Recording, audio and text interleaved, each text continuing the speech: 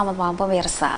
Penetapan Nagita Slavina dan Raffi Ahmad sebagai ikon PON 20 di Papua terus menuai kontroversi di masyarakat.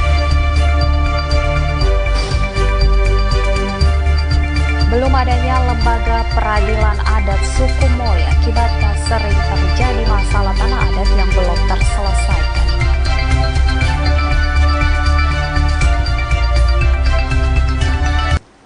Pemirsa, dua informasi ini akan kami ketengahkan bersama sejumlah informasi menarik lainnya di Jam News malam hari ini Selasa 8 Juni 2021 bersama saya Meis Gapela Sulai adalah Jam News selengkapnya.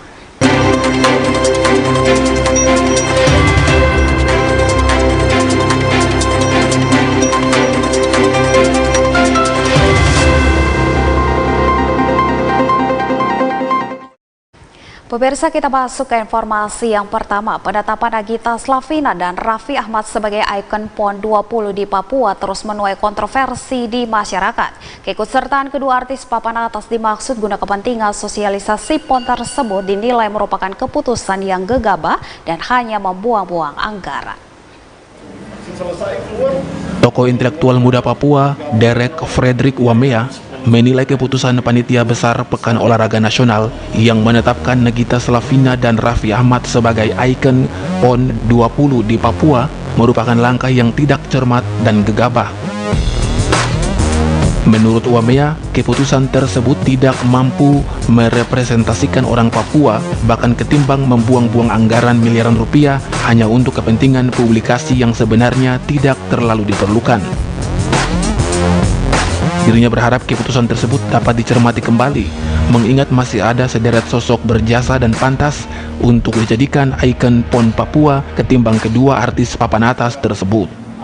Kalau untuk mencari influencer, saya pikir hari ini kita tidak butuh influencer. PON ini acara yang sudah tua di Indonesia.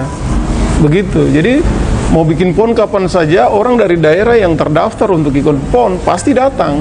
Kita tidak perlu harus publikasi yang sampai semewah seperti itu, sampai biaya miliaran keluar hanya untuk promosi. Saya pikir tidak penting. Apalagi pemilihan artis seperti Raffi atau siapa lah, Nagita atau siapa, saya pikir harus dicermati. Tidak mengabaikan orang lain yang serius tentang Papua. Oke, ada banyak orang yang lebih paham soal Papua, lebih tahu soal Papua, bahkan mereka dedikasikan hidup mereka untuk Papua. Kenapa bukan mereka? Seperti itu. Saya ambil contoh, ada atlet-atlet Papua yang masih hidup sampai sekarang, mantan pemain Persipura masih ada. Itu mereka saja. Ada Yakobus Mabelala, ada Benjamin Jensenem, mereka masih hidup. Dan mereka punya prestasinya itu kelas internasional. Pernah bawa nama Indonesia sampai ke Saigon, sampai ke luar negeri.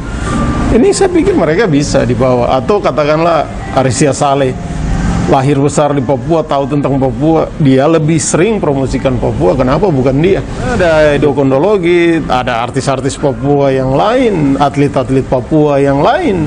Kenapa kita harus gegabah untuk pilih orang hanya untuk influencer? Apa maknanya sebenarnya? Atlet-atlet Papua ya. Anggrini Sumpung, CWM Channel. Dan selama yang kita tahu